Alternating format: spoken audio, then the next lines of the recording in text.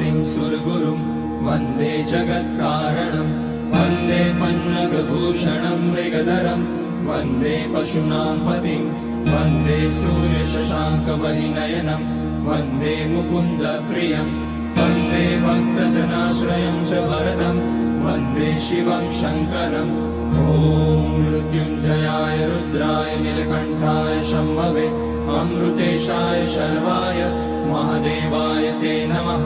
नमस्तेस्तु भगवन् विश्वेश्वराय महादेवाय त्र्यम्बकाय त्रिपुरान्तकाय त्रिकाग्निकालाय कालाग्निरुद्राय नीलकण्ठाय मृत्युञ्जयाय सर्वेश्वराय सदाशिवाय श्रीमान् महादेवाय नमः।